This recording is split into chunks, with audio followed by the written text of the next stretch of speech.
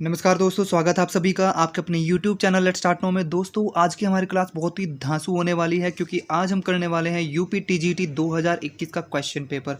हर एक क्वेश्चन को बहुत ही डीपली और अच्छे से एक्सप्लेन किया जाएगा। इवन जो क्वेश्चन होंगे हमारे वहाँ से किस तरीके से नए क्वेश्चन बन सकते हैं, उन क्वेश्चन को भी हम यहाँ पर डिस्कस करने की कोशिश करेंगे। जैसे कि आप सभी को जब पता ही है कि 2022 में टीजीटी के लिए यूपी टीजीटी के लिए फॉर्म निकले थे और लोगों ने जो योग्य थे, जिनके पास योग्यता थी, उन्होंने भरे भी थे बीएड वालों ने। अब बात करें कि वो अभी तक एग्ज़ाम नहीं हो पाया है, तो जहाँ तक बात करें एग्ज़ाम के होने की, तो एग्ज़ाम आपका जो है अगस्त या सितंबर के स्टार्टिंग से पहले, सितंबर की आप ये समझ लो कि फर्स्ट वीक से तो पहले निश्चित रूप से हो जाना है, क्योंकि नए शिक्षक सेवा चयन आयोग की तरफ से ही ये बात जो है बताई गई थी। जब उनसे पूछा गया कि परीक्षा कब तक हो सकती है, तो उन्होंने ही ये बात कही थी कि भाई जो आपका एग्ज़ाम होने वाला है वो पूरे के पूरे तरीके से शेड्यूल कर दिया जाएगा जैसे ही आचार संहिता हटती है। आचार संहिता 4 जून को हट जाने वाली है, तो जैसे ही 4 जून को आचार संहिता हटेगी, आपका जो एग्ज़ाम होगा यूपी टीजीटी पीजीटी का, वो आपको अगस्त महीने में ही देखने को मिल जाएगा। तो बहुत ज़्यादा टाइम नहीं है, लगभग 3 महीने हैं। तो प्रीवियस ईयर जितने भी क्वेश्चन हैं उनको आप देखिए कि किस तरीके के क्वेश्चन आ रहे हैं, किस तरीके से क्वेश्चन पूछे जा रहे हैं और वहाँ से किस तरीके के क्वेश्चन नए बन सकते हैं। टॉपिक कौन कौन से हैं जहाँ से क्वेश्चन बहुत ज़्यादा फ्रीक्वेंटली पूछे जा रहे हैं। यहाँ पर इस चैनल पर हम लगातार जितने भी प्रीवियस ईयर क्वेश्चन पेपर होंगे 2021, 2016 से पहले जितने भी होंगे 2001 तक, वहाँ तक के सभी प्रीवियस ईयर क्वेश्चन को आपके लगवाएंगे और फिर चैप्टर वाइज भी आपके क्वेश्चन की जो है मैराथन क्लास जो है यहाँ पर चलेगी। तो अगर आप यहाँ पर नए हैं तो प्लीज़ सबसे पहले चैनल को सब्सक्राइब कर लीजिए और बेल आइकन दबा दीजिए ताकि हमारी आने वाली वीडियोज़ का नोटिफिकेशन आपको सबसे पहले मिल सके। तो चलिए बिना किसी देरी के स्टार्ट करते हैं। सबसे पहले वाला क्वेश्चन जो हमारे 2021 यूपी टीजीटी में पूछा गया था, पोस्ट ऑफिस बॉक्स में प्रतिरोध किसके बने होते हैं। तो देखो, पोस्ट ऑफिस बॉक्स जो होता है हमारा, वो बिल्कुल यही होता है जैसे कि फ्यूज़, ये जो फ्यूज़ तार होते हैं ना, बिल्कुल इस तरीके की व्यवस्था होती है वहाँ पर। तो पोस्ट ऑफिस बॉक्स में जो प्रतिरोध होते हैं वो किस चीज़ की बने होते हैं भाई? वो मैग्नीन के बने होते हैं। मैग्नीन सबसे ज़्यादा प्रतिरोध वाली मिश्र धातु होती है, याद रखना, जो कि किसकी बनी होती है? 85% कॉपर की बनी करती है, इसमें 13% मैग्नीशियम होता है और लगभग 2% निकल यहाँ पर होता है। बात समझ में आई? इस चीज़ को, एडवांस नॉलेज को जो है आप यहाँ पर लिख लेंगे। नेक्स्ट क्वेश्चन जो है हमारा पूछा जा रहा है, रेडियोधर्मी पदार्थ की अर्धायु समीकरण है। देखो, रेडियोधर्मी पदार्थ की अर्धायु समीकरण जो पूछी जा रही है, ये सीधे और सीधे बिल्कुल समीकरण बेस्ड, जो फॉर्मूला बेस्ड क्वेश्चन है, बिल्कुल वैसा क्वेश्चन है। तो बहुत ही ज़्यादा लेवल नहीं है, बिल्कुल बहुत ही आसान लेवल का क्वेश्चन है। हाफ एज की जो है हाफ एज का फॉर्मूला क्या होता है भाई? T half is equal to 0.6931 upon lambda होता है। ठीक है, ये आपका जो है हाफ एज का समीकरण जाता है। इसको याद रखेंगे सभी के सभी, इस पर आधारित क्वेश्चन भी आ जाते हैं। ठीक है, इसके बाद अगर हम बात करेंगे क्वेश्चन नंबर 3 की, नेक्स्ट क्वेश्चन नंबर 3 आ रहा है हमारा।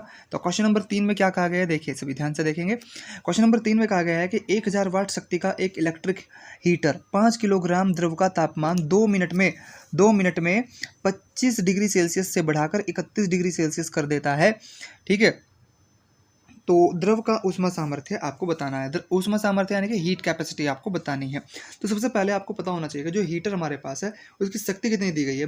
1000 वाट दी गई है। 1000 वाट का मतलब क्या होता है? 1000 जूल प्रति सेकेंड, यही तो होता है ना। यानी कि 1 सेकेंड में कितनी ऊर्जा ये व्यय कर लेता है भाई? 1000 जूल ऊर्जा हीटर व्यय कर लेता है 1 सेकंड में। आई बात समझ में? इसका ये मतलब है।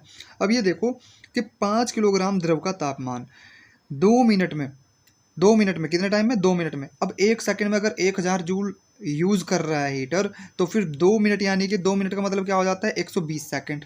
120 सेकंड हो जाता है कि नहीं? तो 120 सेकंड में कितनी ऊर्जा यूज़ करी गई होगी? यूज़ एनर्जी हो जाएगी यहाँ पर, एनर्जी जो कि हीट के रूप में यूज़ की होगी। क्यों की मात्रा कितनी हो जाएगी भाई? 120 की गुणा हो जाएगी 1000 में, यानी कि 120 और 3 जीरो सामने आ जाएंगी ऐसे।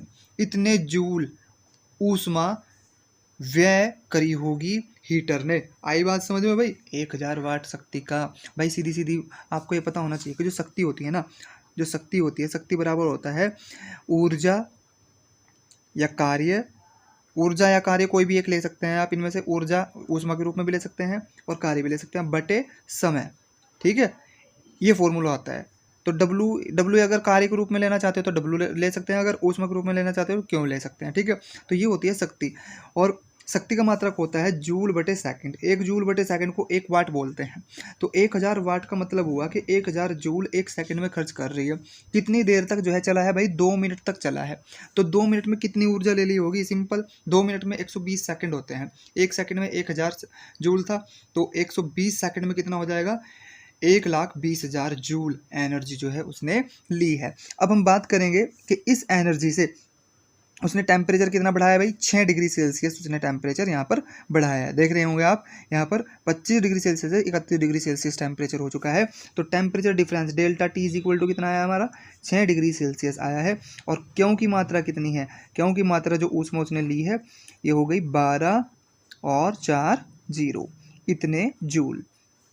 अब हम बात कर लेते हैं कि द्रव्यमान कितना है, m इज इक्वल टू है हमारा, m इज इक्वल टू यहाँ पर आ जाएगा हमारा 5 किलोग्राम, 5 किलोग्राम, ठीक है भाई। अब हम देखते हैं कि भाई पूछा क्या गया है, ऊष्मा सामर्थ्य पूछी गई है। ऊष्मा सामर्थ्य क्या होता है ये आपको पता होना चाहिए। ऊष्मा सामर्थ्य क्या होता है, देखो क्यों इज इक्वल टू, दो फॉर्मूले होते हैं यहाँ पर। अगर आप ऊष्मा की बात करेंगे, मान लो हम किसी भी पदार्थ को ऊष्मा दे रहे हैं, तो कितनी ऊष्मा किसी पदार्थ को दी जाती है वो उसके टेम्परेचर डिफरेंस पर डिपेंड करता है। और जब हम बराबर का निशान लगाते हैं तो यहाँ पर हीट कैपेसिटी आ जाती है, इसको हम कहते हैं हीट कैपेसिटी। इसको क्या बोलते हैं भाई हम, हीट कैपेसिटी, ठीक है। तो हीट कैपेसिटी को कहीं ना कहीं, यानी कि हीट कैपेसिटी अगर निकालनी है हमें, सी बराबर क्या हो जाएगा, क्यू अपॉन डेल्टा टी आ जाएगा, क्यू अपॉन डेल्टा टी। क्यों कितना था भाई हमारा, यहीं से देख लेंगे फॉर्मूला है, क्यों कितना था हमारा, ये था जी, ठीक है। बटे डेल्टा की टी कितना है, 6 है, 6 दूनी 12, यानी कि 2 के सामने 4 जीरो हैं, 2 गुणा 10 की घात 4 जूल बटे डिग्री सेल्सियस, इतनी जो है हमारी हीट कैपेसिटी है। तो ऑप्शन नंबर बी हमारा राइट आंसर हो जाता है। ऑप्शन नंबर बी हमारा राइट आंसर हो जाता है भाई। देखो कुछ बुक्स में अगर हम बात करें ये भी आंसर दिया गया है, जबकि आयोग ने इसी को आंसर माना है। लेकिन अगर हम बात करें ये वाला आंसर क्यों है, ये वाला आंसर इसलिए है क्योंकि उसको द्रव्यमान से भी डिवाइड कर दिया गया है। क्या कैसे है भाई, C is equal to q upon m delta t रख दिया जाता है। लेकिन ये जो होती है ना, ये वाला जो C होता है, ये हीट कैपेसिटी स्पेसिफिक होती है, यानी कि विशिष्ट ऊष्माधारिता होती है। हमें क्या निकालना है, ऊष्मा सामर्थ्य, यानी कि ऊष्माधारिता खाली।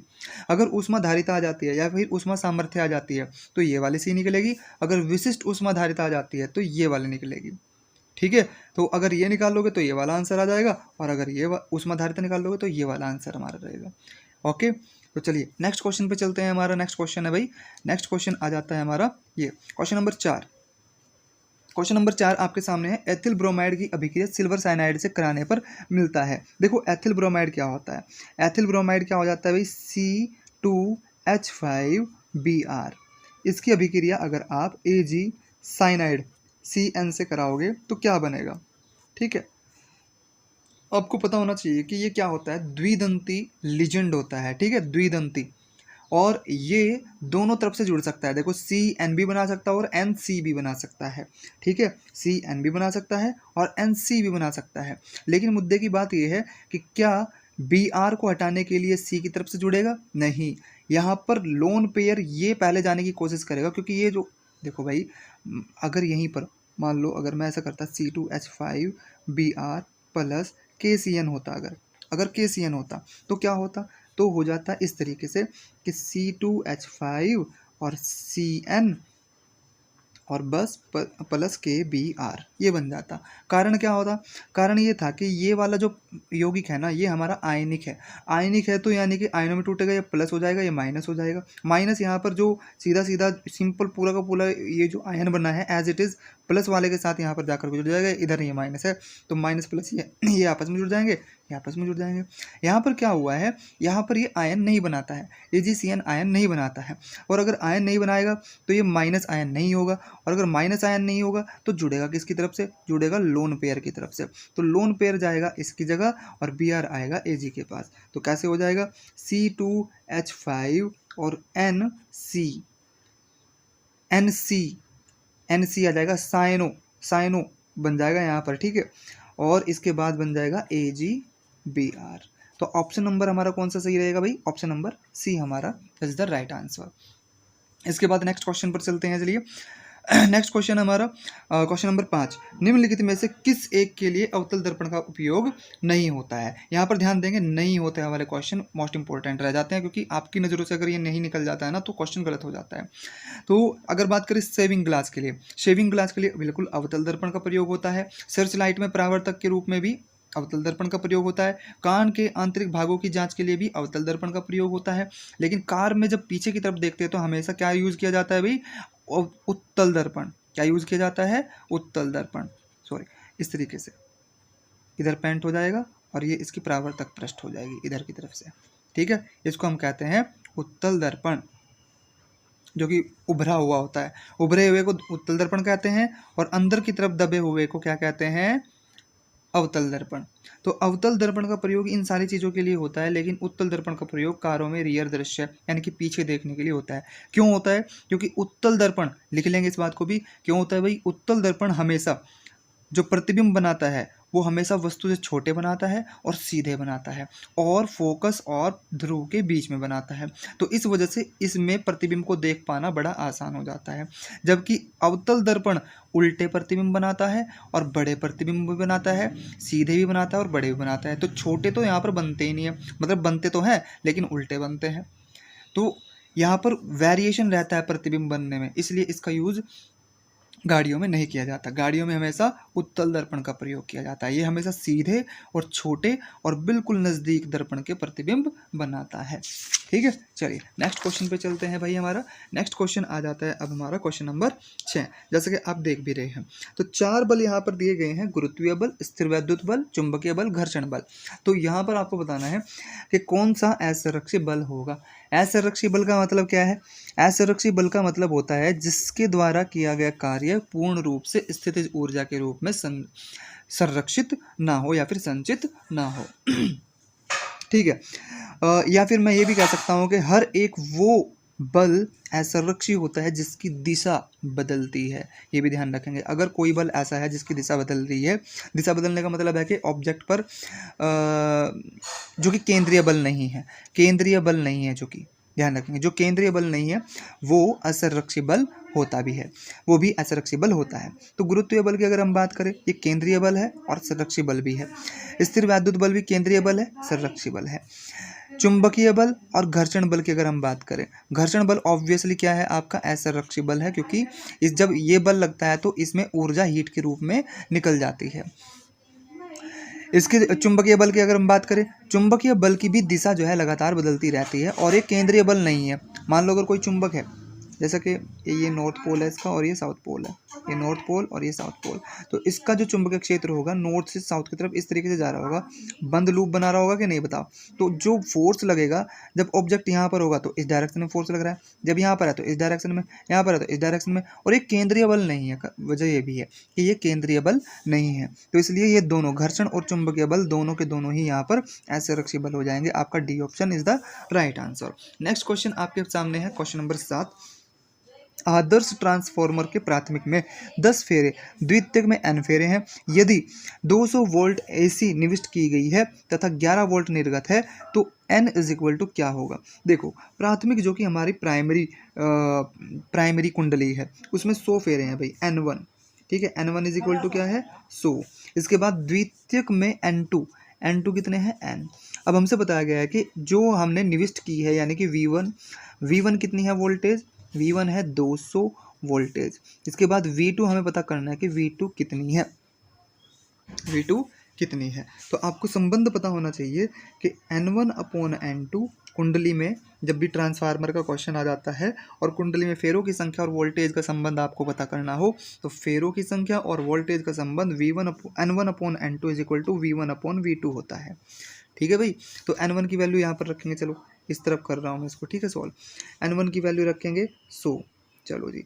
यहाँ पर हमने लिख दिया N2 की वैल्यू n, और इस तरफ लिखेंगे V1 की वैल्यू कितनी है, 200 है कि नहीं बताओ, ठीक है।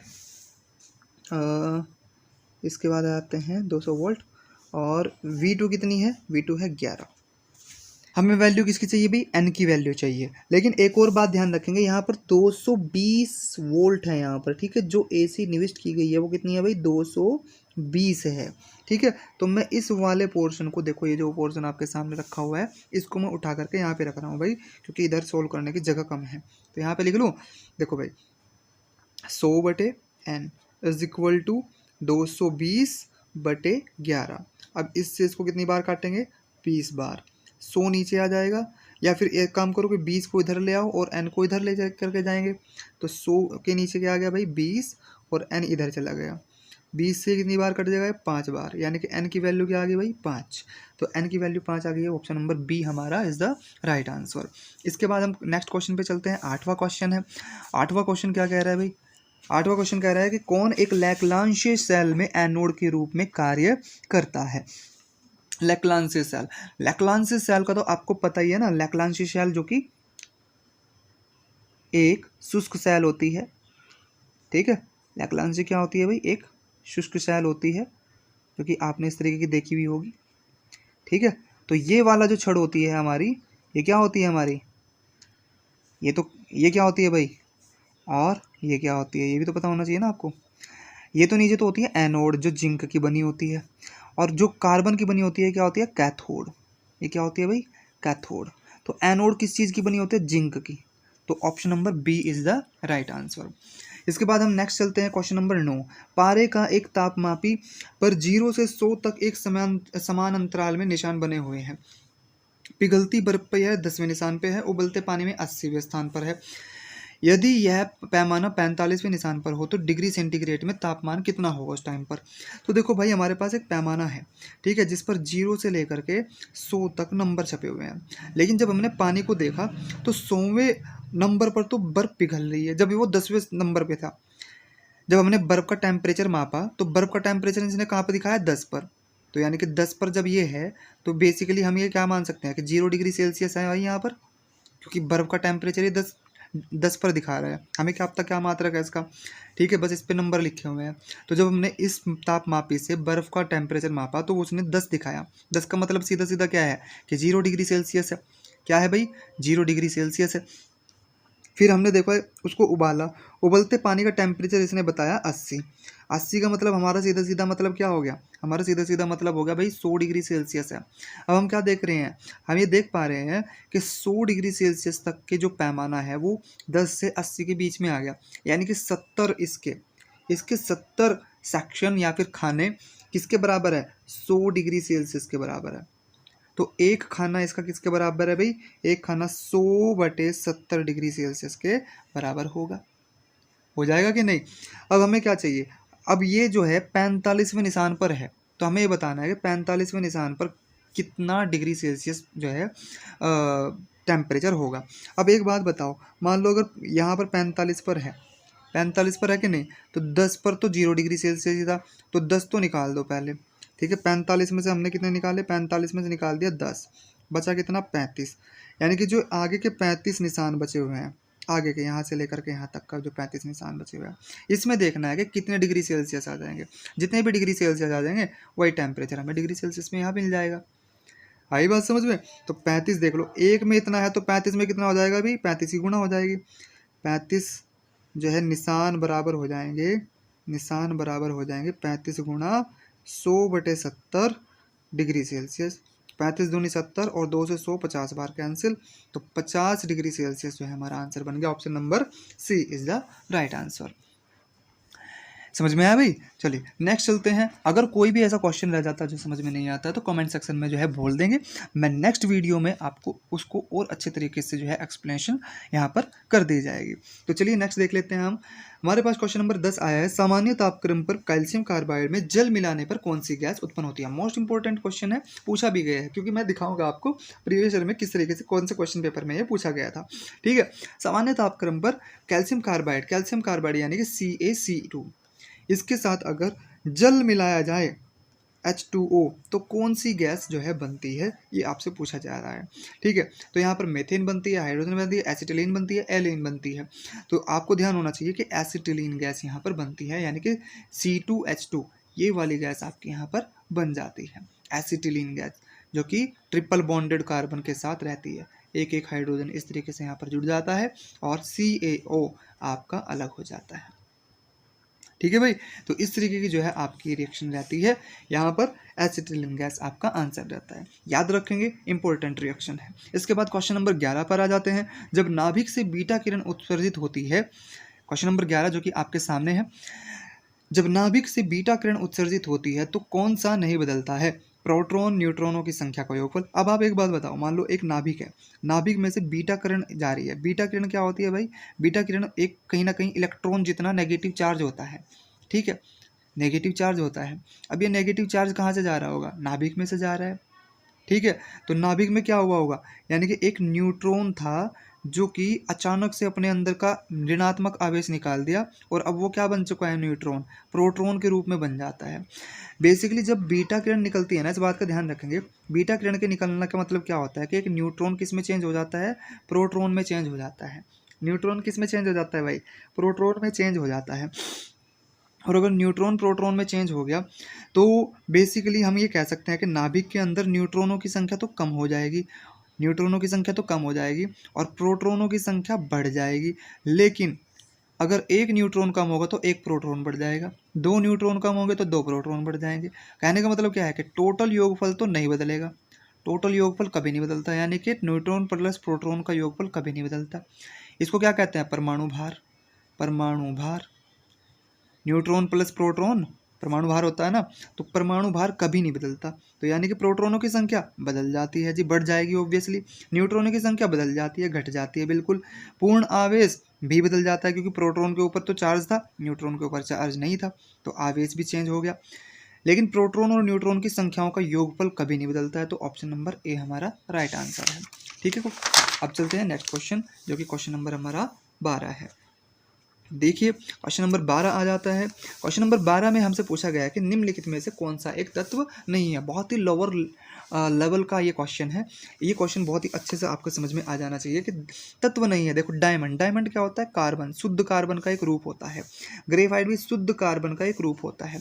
यहाँ पर कार्बन, एक कार्बन अन्य 3 कार्बन से जुड़ा होता है, और यहाँ पर क्या होता है? एक कार्बन अन्य 4 कार्बन से जुड़ा होता है।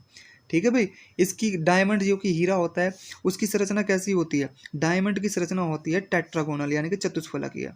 चतुष्फलकीय, फलकीय लिख लेंगे, चतुष्फलकीय। ग्रेफाइट की कैसी होती है भाई? त्रिकोणमिति, त्रिकोणीय समतल, त्रिकोणीय समतल, नहीं समतल। अगर कोई पूछे कि ग्रेफाइट ज़्यादा स्टेबल है कि डायमंड, तो ग्रेफाइट ज़्यादा स्टेबल है। ठीक है, ग्रेफाइट एकमात्र अधातु है, ये भी ध्यान रखेंगे, ग्रेफाइट एकमात्र अधातु है जिसमें विद्युत धारा का चालन हो सकता है। ठीक है। ओजोन क्या होता है भाई? ओजोन होता है O3, O3 होता है। ठीक है। इसके बाद अगर सिलिका की बात करें हम, देखो भाई ये भी तत्व आ गया, ये भी तत्व है, कार्बन ही है सिंपल, और ये भी सिंपल कार्बन है, ये O3 होगा। सिलिका क्या होती है? SiO2, ये बन जाएगी। तो अगर आपको ये बताना है कि कौन सा एक तत्व नहीं है, O3 भी तत्व है। अगर आप ये सोच रहे हो कि भाई ये भी यौगिक है और ये भी यौगिक है, O3 में क्योंकि 3 एटम ऑक्सीजन के जुड़ चुके हैं, तो आपको लग रहा होगा शायद ये मॉलिक्यूल है, जबकि ये मॉलिक्यूल के रूप में नहीं, ये सिंपल एक तत्व है। ठीक है। ओजोन क्या होता है भाई? सिंपल एक तत्व होता है। ओजोन ये समझ लो कि ऑक्सीजन की शुद्ध अवस्था है, बिल्कुल जैसे ग्रेफाइट और डायमंड कार्बन की शुद्ध अवस्था है। लेकिन अगर कोई पूछे कि O2 ऑक्सीजन गैस तत्व है क्या, तो ये यौगिक है।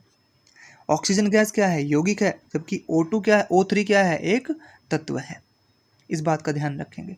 ओजोन क्या होता है भाई? ओजोन ऑक्सीजन का शुद्धतम रूप होता है, और ऑक्सीजन गैस जो कि एक यौगिक होता है, ये तत्व के रूप में इंक्लूडेड है और ये यौगिक के रूप में इंक्लूडेड है। तो यहाँ पर सिर्फ जो तत्व नहीं है वो एकमात्र सिलिका है, जो कि एक क्या है? यौगिक है। नेक्स्ट चलते हैं हम। यौगिक क्या होता है, तत्व क्या होता है, तो क्लियर ही होगा। यौगिक क्या होते हैं भाई? जिसमें 2 या 2 से ज़्यादा तत्व के परमाणु आपस में मिलकर के जुड़ जाते हैं रासायनिक रूप से। ठीक है। एक ही तत्व के परमाणु भी हो सकते हैं, या फिर 2 अलग अलग तत्वों के परमाणु भी हो सकते हैं, वो यौगिक हो जाते हैं। ये भी यौगिक जैसा ही लगता है, लेकिन ये यौगिक है नहीं, ये तत्वों में इंक्लूडेड है। इसको याद रखेंगे, स्पेशल केस है। यदि एक उदासीन परमाणु 2 के इलेक्ट्रॉन 8l इलेक्ट्रॉन व 6m इलेक्ट्रॉन रखता है, तो परमाणु में s इलेक्ट्रॉन, pe इलेक्ट्रॉन व d इलेक्ट्रॉन की संख्या ज्ञात करनी है। इसका मतलब क्या हुआ? देखो KLMN ये क्या होते हैं भाई? कोष। कोष क्या होते हैं भाई? के एल एम एन, ये हमारे कोष होते हैं। कोष में इलेक्ट्रॉन कैसे भरे जाते हैं? पहले वाले में जो है 1s होता है, दूसरे वाले में 2s 2p होता है, तीसरे वाले में 3s 3p और 3d होता है, चौथे वाले में 4s 4p 4d और 4f होता है। ये उपकोष होते हैं। spd क्या होते हैं भाई? उपकोष। पहले कोष में केवल एक उपकोष, दूसरे कोष में 2 उपकोष, तीसरे कोष में 3 उपकोष, चौथे कोष में 4 उपकोष। चौथे कोष में 4 उपकोष होते हैं। अब हमें पता करना है कि इसके पास इलेक्ट्रॉन्स कितने थे। के में 2 इलेक्ट्रॉन थे तो 2 इलेक्ट्रॉन भरो, 1s2 पूरा भर जाएगा। फिर एल में कितने थे भाई? 8 इलेक्ट्रॉन, तो 1s2 2s2 2p6, 8 के 8 आ गए भाई। इसके बाद एम कोष में है 6 इलेक्ट्रॉन, तो 3s2 3p4, यहाँ तक तो जाएगा ना? यहाँ तक ही जाएगा कि नहीं बताओ? आगे तो नहीं जा सकता। 6 इलेक्ट्रॉन इसी तरीके से तो भरेंगे भाई, डी में तो नहीं जाएंगे। तो अब देख लो, तुमसे पूछा गया है कि एस इलेक्ट्रॉनों की संख्या, पी इलेक्ट्रॉनों की संख्या और डी इलेक्ट्रॉनों की संख्या कितनी है। एस इलेक्ट्रॉनों की संख्या कितनी होगी भाई? 2 2 4 2 6, 6 दिया गया है, 6 केवल इन 3 ऑप्शन में है। इसके बाद पी इलेक्ट्रॉनों की संख्या 6 और 4 10 हो गई। पी इलेक्ट्रॉनों की संख्या 10 इन दोनों में दी गई है, ठीक है। डी इलेक्ट्रॉनों की संख्या कितनी है? डी इलेक्ट्रॉन तो है ही नहीं, यानी कि 0, ऑप्शन नंबर सी हमारा राइट आंसर हो जाता है। बात समझ में आई भाई? दिमाग की बत्ती जली गया? ठीक है, अगर जल गई है तो अच्छी बात है।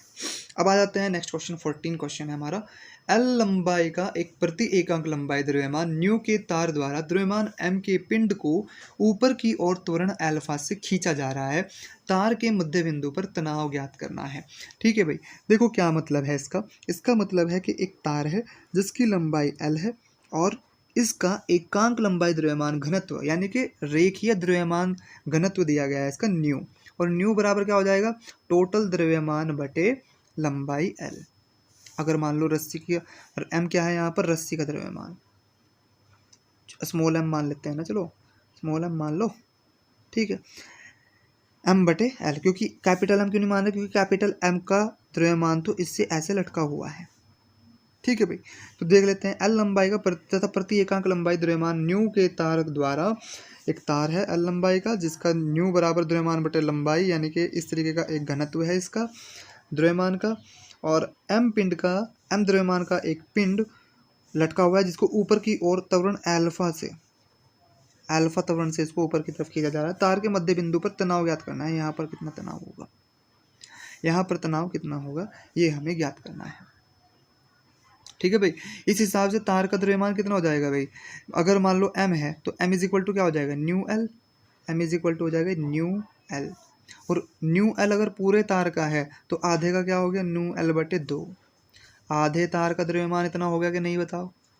ठीक है भाई, अगर आधे तार का द्रव्यमान इतना है तो अब यहाँ पर देखेंगे भाई, आधे तार का द्रव्यमान जो है नीचे लटका हुआ है, ये आ गया न्यू एल बटे 2, और m द्रव्यमान ये रहा, तो नीचे एक बल लगा हुआ है एम जी, इसको लेकर के, और इसको लेकर के भी एक जो है बल लगा हुआ है ग्रेविटी वाला, तो न्यू एल अपॉन 2 इंटू जी, इतना द्रव्यमान जो है, इतना बल जो है नीचे लगाया हुआ है पृथ्वी ने।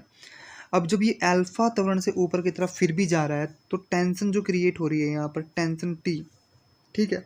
इस रस्सी में मान लो टेंशन टी क्रिएट है, तो हम कह सकते हैं कि टेंशन में से माइनस कर दो कैपिटल एम जी और माइनस कर दो न्यू एल अपॉन 2 इंटू जी, इसके वाला ग्रेविटी फोर्स, इसके वाला ग्रेविटी फोर्स, भाई तार का भी अपना एक ग्रेविटी फोर्स है आधे तार का जो नीचे लटक रहा है, और इस पिंड का भी ग्रेविटी फोर्स है। इन दोनों को निकाल दिया तनाव में से, तब भी अल्फा त्वरण से जा रहा है, यानी कि एफ बराबर एम में वाला फॉर्मूला लगेगा। ये आ जाएगा आपका एम कितना है भाई? यहाँ पर एम हो जाएगा यहाँ पर m plus nu l into alpha. अब देख लेते हैं यहाँ पर t इज इक्वल टू क्या हो जाएगा? t की वैल्यू निकालनी है, t बराबर हो जाएगा हमारा m g plus nu l upon 2 g, ठीक है भाई। और ये मतलब इन दोनों को साथ में लेकर के इधर लेकर के आ गए, इधर आकर के दोनों प्लस हो गए। इधर पहले से कौन बैठा होता है? M plus nu l into alpha, ये रहा, ठीक है भाई। अब इसमें से जो है जी कॉमन लिया जा सकता है इन दोनों टर्म्स में से। देखो m plus nu l upon two into g और plus m plus nu l upon two into alpha. अच्छा अपॉन टू यहाँ पर भी रखेंगे क्योंकि आधा तार है, जो कि आधा ही तार है, ठीक है। इस टोटल को एल्फा त्वरण से ऊपर खींचा जा रहा है, तो यानी कि एम में जब लेंगे तो एम में क्या आ जाएगा, द्रव्यमान में क्या आ जाएगा, एक तो इसका द्रव्यमान आ जाएगा plus nu l upon to का द्रव्यमान आ जाएगा। तो यहाँ पर टोटल द्रव्यमान ये हो गया। अब इसमें से ये वाला कॉमन ले लो, m plus nu l upon two. जब ये कॉमन लेंगे, मैं ऊपर लिख रहा हूँ, यहाँ पर देख लेंगे सभी, यहाँ से यहाँ के बाद मैं यहाँ पर लिख रहा हूँ m plus nu l upon two into g plus alpha. अब ये वाली चीज़ देख लो कहाँ पर है, ये वाली चीज़ है ऑप्शन नंबर सी में, तो ऑप्शन नंबर सी हमारा राइट आंसर है। बात समझ में आई भाई? एक बार फिर से समझा सकता हूँ मैं तुम्हारे क्वेश्चन को अगर समझ में नहीं आया है, ठीक है। देखो भाई यहाँ पर इस क्वेश्चन को समझ रहे हैं, यहाँ पर इस वाले क्वेश्चन को समझेंगे। देखो हुआ क्या है, एक तार है जिसकी लंबाई एल है, हमें नहीं पता द्रव्यमान कितना है, हमसे कहा गया कि एकांक लंबाई में जो द्रव्यमान है वो कितना है, न्यू, यानी कि न्यू क्या है, इसका लंबाई घनत्व है, रैखिक द्रव्यमान घनत्व है, ठीक है भाई। तो न्यू इज इक्वल टू बराबर क्या होता है, द्रव्यमान बटे लंबाई, यही तो फॉर्मूला होता है। द्रव्यमान किसका है, यहाँ पर द्रव्यमान है ये तार का। अब हमें क्या पता कितना द्रव्यमान है, निकाल लेते हैं। एम इज इक्वल टू क्या हो जाएगा, न्यू एल, क्योंकि हमसे तो ये दोनों चीज़ दी गई ना, तो एम इज इक्वल टू क्या हो जाएगा, न्यू एल। हमसे कहा गया है कि मध्य बिंदु पर जो ये तार है, इसके मध्य बिंदु पर जो तनाव क्रिएट हो रहा है, तो हमने टी तनाव मान लिया। अब ये तनाव जो टी तनाव है, ठीक है, इससे नीचे टोटल हम इस तरीके से मान सकते हैं कि नीचे का टोटल द्रव्यमान इससे लटका हुआ है। अब आधे तो तार का द्रव्यमान आ जाएगा और एक इसमें एम द्रव्यमान का ब्लॉक भी लटका हुआ है। तो टोटल द्रव्यमान कितना हो गया, टोटल द्रव्यमान हो गया यहाँ से एम और प्लस इस आधे तार का द्रव्यमान। अगर पूरे तार का द्रव्यमान इतना है तो आधे का कितना हो गया भाई, न्यू एल अपॉन टू हो गया कि नहीं, बताओ हो गया कि नहीं, बताओ। M plus nu l upon two हो गया कि नहीं, बताओ, ठीक है। अच्छा अब यहाँ पर भी ध्यान से देख लेते हैं कि इसको मैं इस तरीके से सॉल्व कर, इस वाले चित्र को ऐसे भी सॉल्व कर सकते हैं अब हम कि भाई एक तार था जिसमें टी तनाव क्रिएट हो रहा था और उसमें द्रव्यमान लटका हुआ है m plus nu l upon two. अब हमें निकालना है कि तनाव कितना होगा। हमसे बताया गया है कि अल्फा त्वरण से ऊपर की तरफ जा रहा है और आपने एक फॉर्मूला पढ़ा होगा एफ बराबर एम में, पढ़ा था कि नहीं, एफ बराबर एम में। एफ बराबर एम में का मतलब क्या था, देखो यहाँ पर नेट फोर्स होता है एक्सेलरेशन की डायरेक्शन में, एक्सेलरेशन कितना है अल्फा, ठीक है। द्रव्यमान जिसका त्वरण है, द्रव्यमान ये आ गया हमारा m plus nu l upon two is equal to force कितना है भाई इसकी डायरेक्शन में, अल्फा की डायरेक्शन में कितना फोर्स है, टोटल तनाव है, ठीक है। लेकिन तनाव टोटल का टोटल तो नहीं है ना, तनाव में से घटाना पड़ेगा क्या, ग्रेविटी फोर्स, ग्रेविटी भी तो लग रही होगी ना, ये वाली जो चीज़ है इसमें ग्रेविटी लग रही है नीचे की तरफ। ग्रेविटी कितनी लगती है हमेशा, अगर एम द्रव्यमान का कोई पिंड है तो उस पर ग्रेविटी कितनी लगती है, एम जी। तो यहाँ पर एम की जगह पर क्या आ जाएगा, m plus nu l upon two into g, तो यानी कि टी में से माइनस कर देंगे m plus nu l upon two into g. अब तनाव निकालना था हमने, तो तनाव यानी कि टी इज इक्वल टू क्या हो जाएगा, यहाँ पर देख लेंगे, टी इज इक्वल टू हो जाएगा, इस वाली चीज़ को जो है मैं इधर लेकर के आ रहा हूँ, तो प्लस का हो जाएगा कि नहीं, यहाँ पर ये वाला इधर आकर के प्लस का हो जाएगा, यानी कि m plus nu l upon two into g plus m plus nu l upon two into alpha. ये वाला और ये वाला कॉमन है, इसको कॉमन ले लेंगे, तो m plus nu l upon two into g plus alpha, और ये ऑप्शन नंबर सी में दिया गया है। तो तनाव इतना है। बात समझ में आई, दिमाग की बत्ती जली। चलिए नेक्स्ट क्वेश्चन देख लेते हैं फटाफट से। नेक्स्ट क्वेश्चन है हमारे पास यहाँ पर, ये रहा आपका नेक्स्ट क्वेश्चन, ठीक है भाई। नेक्स्ट क्वेश्चन देखो, द्विविमीय आकाश में द्रव्यमान 2 kg का एक कण ए वेग और से रेखा ए कण ए है जो कि वेग इतने से रेखा इस पर चल रहा है, और कण बी इतने द्रव्यमान का है जो कि वेग इससे इस रेखा पर चल रहा है। निकाय का संपूर्ण कोणीय संवेग क्या होगा, हमें पता करना है। देखो भाई, पहले तो कार्तीय निर्देशांक बना लो आप, कार्तीय निर्देशांक बना लो पहले तो। एक्स और वाई एक्सिस बना लिया हमने, ठीक है भाई, एक्स और वाई एक्सिस। क्वेश्चन तो पढ़ लिया ना, क्वेश्चन पढ़ लो पहले। द्विविमीय आकाश में द्रव्यमान 2 kg का एक कण, ये तो हो रहा हमारा एक्स एक्सिस, ठीक है, एक्स डैश, वाई और वाई डैश नीचे की तरफ। अब हम बात कर लेते हैं 2 kg का एक द्रव्यमान है जो कि कण ए है, और वेग 3 0, 3 0 कहाँ पर मिलेगा पॉइंट हमारा, 1 2 3, तो मान लिया ये हमारा 3 0। अब रेखा कौन सी है, रेखा हमारी x बराबर 5, x बराबर थोड़ा सा कम कर देते हैं इंटरवल को, 1 2 3 4 और 5 यहाँ पर मिल जाएगा, ठीक है। तो यानी कि 1 2 3, वेग तो 3 0 है, और कौन सी रेखा पर चल रहा है, 3 4 5, 5 x बराबर 5 रेखा ड्रॉ करेंगे तो ये हमारी रेखा है। इस रेखा पर वो कण किस वेग से चल रहा है भाई, इस डायरेक्शन में 3 से चल रहा है, 3 मीटर प्रति सेकंड से, ये समझ सकते हैं आप। द्रव्यमान कितना है, m इज इक्वल टू, ये नहीं सोचेंगे कि भाई पॉइंट है, पॉइंट नहीं है ये भाई, पॉइंट नहीं है, ये एक सदिश का कार्तीय रूप है। वेग क्या होता है, वेग एक सदिश राशि है, वेग एक सदिश राशि है जिसमें आई कैप और जे कैप रहता है कि नहीं। तो इसमें आई कैप और जे कैप जब नहीं देना होता है इस फॉर्म में, तो बिंदु के रूप में भी दिया जा सकता है।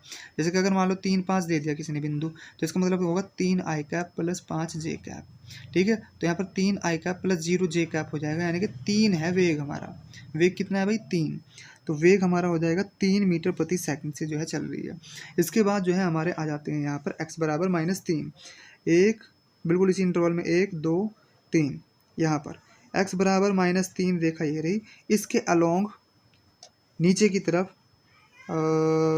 -2 0, इसका मतलब हुआ -2 मीटर प्रति सेकंड की स्पीड से जो है नीचे की तरफ कोई ऑब्जेक्ट जो है चल रहा है। अब हम बात कर लेते हैं यहाँ पर कि कोणीय पूरे का पूरा निकाय जो है उसका संपूर्ण कोणीय संवेग कितना होगा। सबसे पहले तो आप ये देखो कि इन दोनों के बीच में दूरी कितनी है। इन दोनों के बीच में 5 तो यहाँ तक हो गया भाई, और 3 यहाँ तक है दूरी। तो पहले तो इस मूल बिंदु के सापेक्ष देखेंगे, मूल बिंदु के सापेक्ष द्रव्यमान कितना है भाई, कोणीय संवेग इसका पहले निकालो, कोणीय संवेग L बराबर क्या हो जाता है, L बराबर होता है mv/r। तो द्रव्यमान कितना हो गया भाई, द्रव्यमान है यहाँ पर m बराबर दिया गया था पहले कण का 2, v कितना है 3, r कितना है 5, तो कितना हो गया भाई, 2 3 6 5 30 हो गया, 30 हो गया, और उस डायरेक्शन में जा रहा है, ठीक है। फिर इसके अपोजिट डायरेक्शन में इसका निकाल लो, मूल बिंदु के सापेक्ष mvr करके ही इसका भी निकाल लो, mvr, m कितना है जी इसका, m है यहाँ पर 3 किलोग्राम, वेग कितना है 2, r कितना है, दूरी 3 है मूल बिंदु से, ठीक है। माइनस प्लस नहीं लिया करते, अभी नहीं लेना है, मतलब वो डायरेक्शन के हिसाब में बाद में हो जाएगा, लेकिन अभी नहीं लेना है। तो ओवरऑल जो है क्या हो जाएगा हमारा यहाँ पर 3 दूनी 6 तिया 18 ये हो गया। अगर ये भी उसी डायरेक्शन में जा रहा होता और ये भी सेम डायरेक्शन में जाते हैं तो क्या होता है, टोटल निकाय का संवेग, कोणीय संवेग घटता है, ठीक है। लेकिन अगर अपोजिट डायरेक्शन में जा रहे हो तो हमेशा जुड़ता है। सापेक्ष कोणीय संवेग यहाँ पर निकलेंगे, सापेक्ष कोणीय संवेग जो होगा हमारे यहाँ पर L1 प्लस L2 हो जाएगा। देखो होता तो यही है कि घटता ही है, लेकिन इसकी डायरेक्शन ऊपर है, इसकी डायरेक्शन नीचे है L की, तो जब माइनस लेकर के आएंगे इसके लिए डायरेक्शन के लिए तो माइनस माइनस प्लस ही हो जाएंगे, ठीक है भाई। तो L1 प्लस L2 यानी कि 30 तो ये है और प्लस 18 ये है, तो कितना हो गया 48 हो जाएगा। 48 कैसे हो जाएगा भाई हमारा, दक्षिणावर्त। तो ऑप्शन नंबर बी हमारा सही आंसर है, ठीक है। नेक्स्ट क्वेश्चन देख लेते हैं, नेक्स्ट क्वेश्चन नंबर 16 आ जाता है भाई हमारा। नेक्स्ट क्वेश्चन आ जाता है हमारा 16 क्वेश्चन में देखेंगे, ताप जिस पर किसी द्रव का वाष्प दाब वायुमंडलीय दाब के बराबर हो जाता है कहा जाता है। मान लो कोई हमारे पास लिक्विड है और लिक्विड किसी जो है हमारे पास बाउल में रखा गया है और इसको जो है हम गर्म कर रहे हैं। तो गर्म करते टाइम क्या होता है, इसमें से भाप निकलना शुरू हो जाएंगे और ये तब तक नहीं उबलेगा जब तक ऊपर वायुमंडल से लगने वाला प्रेशर और जो वेपर प्रेशर है, इसकी वेपर का जो प्रेशर है वो बिल्कुल बराबर नहीं हो जाता। जब ये बिल्कुल बराबर हो जाएगा उस स्थिति में क्या होगा, हमारा लिक्विड उबलना शुरू हो जाएगा इस तरीके से। और जब ये ज़्यादा हो जाएगा, वेपर प्रेशर ज़्यादा हो जाएगा वायुमंडलीय प्रेशर से, तो क्या होगा, तो उस स्थिति में बिल्कुल गैस बन जाएगा जो कि हमारा लिक्विड है। ठीक है भाई। तो इसलिए क्या कहा जा रहा है कि हमसे पूछा जा रहा है कि जिस दाब पर कोई द्रव का वाष्प दाब वायुमंडलीय दाब के बराबर हो जाता है उसे कहा जाता है सीधा सीधा क्वथनांक। ऑप्शन नंबर डी हमारा राइट आंसर है। ये परिभाषा आपसे दी गई है, सीधी सीधी परिभाषा कक्षा 9 के आधार पर यह क्वेश्चन पूछा गया है। परमाणु की विद्युत ऋणात्मकता बढ़ती जाती है यदि इसके संकर कक्षकों में गुण गुण बढ़ने के साथ साथ, यानी कि कौन सा गुण बढ़ जाना चाहिए कि विद्युत ऋणात्मकता बढ़ाता है। जो मान लो हमारे पास, जैसा कि बात करें हम सी और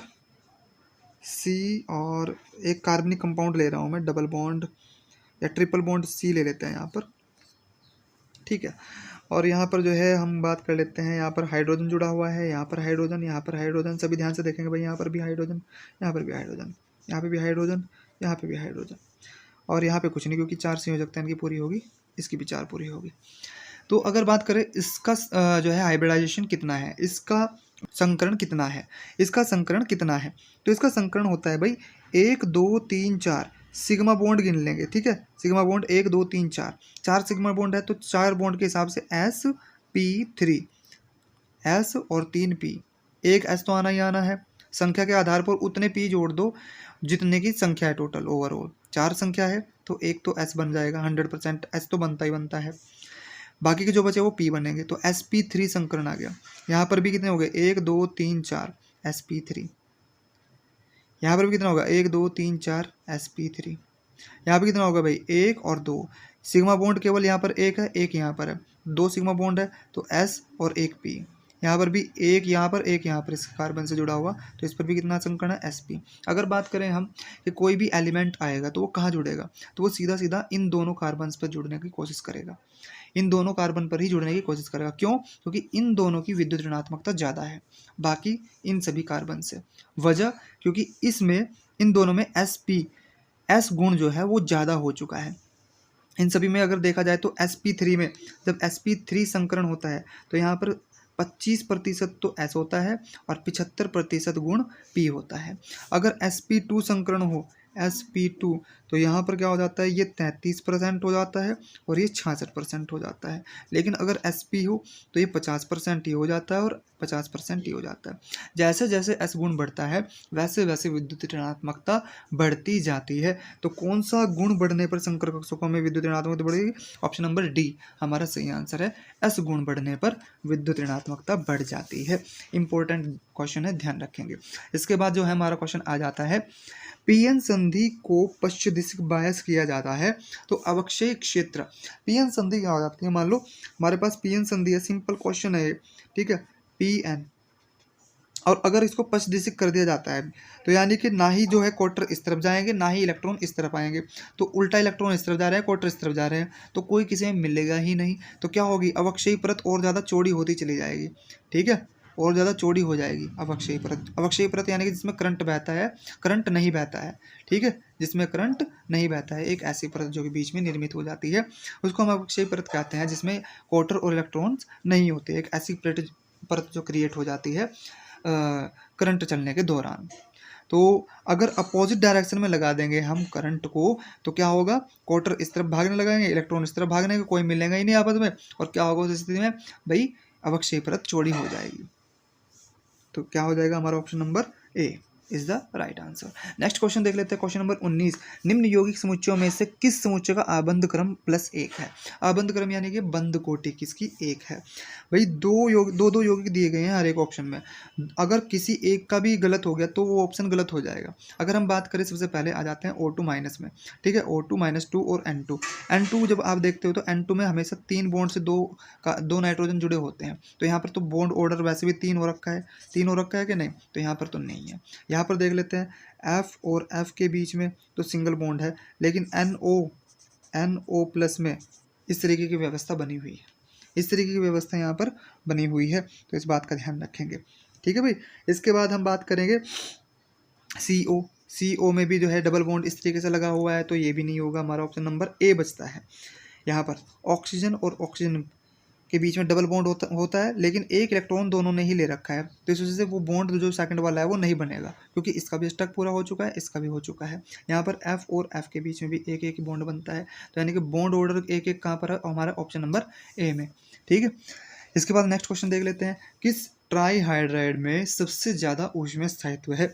ट्राईहाइड्राइड, देखो जितना ज़्यादा किसी भी उसमें स्थायित्व का मतलब क्या है, उसमें स्थायित्व का मतलब है कि जब हम गर्म करते हैं किसी चीज़ को तो वो टूटता नहीं है, तो वो टूटता नहीं है, तो उस चीज़ को देखना है हमने। सबसे पहले हम बात करेंगे SbH3। पहले तो NH3 की बात कर लेते, इसकी बात कर लेते हैं और इसकी भी। देखो NH3 की जब हम बात करते हैं तो NH3 में क्या है, N से 3 हाइड्रोजन जुड़े हुए हैं। N से क्या है भाई, 3 हाइड्रोजन सीधे सीधे इस तरीके से जुड़े हुए हैं। तो नाइट्रोजन, 3 तत्व हैं यहाँ पर, नाइट्रोजन, फ्लोरीन और ऑक्सीजन। अगर कभी भी इनसे डायरेक्टली हाइड्रोजन जुड़ा हुआ हो, अगर डायरेक्टली इनसे हाइड्रोजन जुड़ा हुआ हो, तो इनके अणु आपस में क्या बना लेते हैं, हाइड्रोजन बॉन्ड बना लेते हैं। क्या बना लेते हैं भाई, हाइड्रोजन बॉन्ड। जैसे कि अगर हम बात करें NH3 की, तो NH3 कुछ इस तरीके से बन जाएगा। ये तो नाइट्रोजन हो गया परमाणु, इसका एक हाइड्रोजन इस तरफ है, एक हाइड्रोजन यहाँ पर आ गया, एक हाइड्रोजन यहाँ पर आ गया। तो नेक्स्ट जो NH3 बनेगा ना, नेक्स्ट NH3, उसके पास जो लोन पेयर है उसके और इस हाइड्रोजन के बीच में ऑटोमेटिकली बॉन्ड बन जाएगा ऑटोमेटिकली, जो कि कहीं ना कहीं कमज़ोर होता है हालांकि वो, लेकिन फिर भी इतना मजबूत हो जाता है कि ज़्यादातर एलिमेंट्स को लिक्विड स्टेट में ले आता है। ठीक है भाई। तो यहाँ पर जो है बहुत ही ज़्यादा एक तरीके से बॉन्डिंग बन चुकी है एटम्स के बीच में, तो इसलिए उसमें अस्थायित्व की अगर हम बात करें, गर्म इन सभी के बीच में वो वाला बॉन्ड नहीं है, तो ये बिल्कुल प्योर गैस के रूप में मिल जाएंगे, प्योर गैस मिलेंगे टोटल की टोटल। और गैस को जो है गर्म करेंगे तो आसानी से और ज़्यादा ऊर्जावान होकर के टूट जाएंगे एटम्स। लेकिन अगर हम बात करें, सॉरी मॉलिक्यूल्स टूट जाएंगे, एटम्स नहीं। इसके बाद अगर हम बात करें NH3 को ज़्यादा ऊष्मा देनी पड़ेगी उस लेवल पर पहुंचाने के लिए, क्योंकि इसमें ऑलरेडी हाइड्रोजन बॉन्ड बना हुआ है, तो इसलिए ऊष्मा स्थायित्व सबसे ज़्यादा किसका है भाई, NH3 का ऊष्मा स्थायित्व सबसे ज़्यादा है। इसके बाद देख लेते हैं क्वेश्चन नंबर 21। क्वेश्चन नंबर 21 क्या है भाई, किसने अभिग्रहित किया कि एक परमाणु में किसी भी इलेक्ट्रॉन का संवेग क्वांटित होता है। क्वांटित का मतलब क्या है कि जो इलेक्ट्रॉन का संवेग है ना, मतलब कि नाभिक है, नाभिक के चारों तरफ जो इलेक्ट्रॉन घूमता है उसका जो संवेग है, संवेग, कोणीय संवेग L, वो क्वांटित है। किसने कहा था भाई, NH/2π। किसने दिया था फॉर्मूला ये, नील्स बोहर ने अपने नियम में दिया था कि नहीं, परमाणु मॉडल में नील्स बोहर ने ही बताया था कि जब इलेक्ट्रॉन नाभिक के चारों तरफ घूमता है तो वो जब घूमता है तो उन्हीं कक्षकों में घूमता है जिनमें उसका कोणीय संवेग कितना होता है, NH/2π के बराबर होता है। तो इलेक्ट्रॉन का संवेग क्वांटित किसने किया था, NH/2π के रूप में नील्स बोहर ने। N क्या था यहाँ पर, कक्षाओं की संख्या, कक्षा 1 है तो 1 आ जाएगा, कक्षा 2 है तो 2 आ जाएगा, कक्षा 3 है तो 3 आ जाएगा। NH/2π के रूप में जो है हमारा यहाँ पर कोणीय संवेग क्वांटित कर दिया गया था नील्स बोहर के द्वारा। नेक्स्ट क्वेश्चन जो हमारा रहेगा उसको हम नेक्स्ट वीडियो में देखेंगे। तब तक के लिए नमस्कार। अगर आपको वीडियो अच्छी लगी है तो प्लीज़ चैनल को सब्सक्राइब कीजिए और बेल आइकन दबा दीजिए। मिलते हैं नेक्स्ट वीडियो में। नमस्कार।